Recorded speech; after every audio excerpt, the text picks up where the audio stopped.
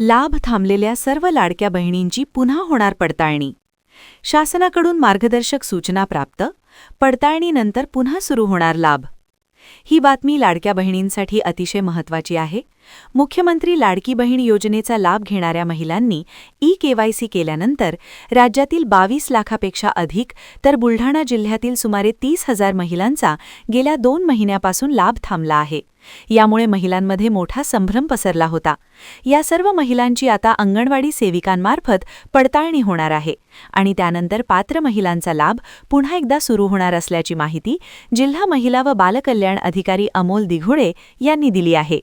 त्यामुळे महिलांनी घाबरून न जाता अंगणवाडी सेविकेकडे आपली अचूक माहिती द्यावी, असे आवाहन देखील महिला व बालकल्याण विभागाकडून करण्यात येत आहे.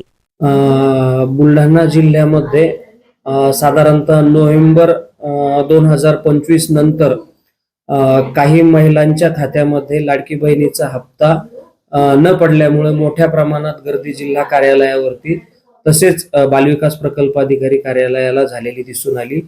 त्या अनुषंगाने काही बाबी पडताळणी केल्यानंतर लक्षात आलाय की केवायसीच्या चुकीच्या केलेल्या नोंदी, त्याच्यामध्ये शासकीय नोकरीचा पर्याय निवडणे किंवा इन्कम टॅक्स भरत असल्याबाबतचा पर्याय निवडणे यामुळं काही महिलांचा लाभ थांबल्याची बाब निदर्शनास आली होती. या अनुषंगाने केवायसीचा पर्याय पुन्हा उपलब्ध करून देण्याबाबत जिल्हा स्तरावरून तसेच मान्य जिल्हाधिकारी महोदय यांच्या मार्फत आपण वरिष्ठ कार्यालयाशी पत्रव्यवहार केला होता.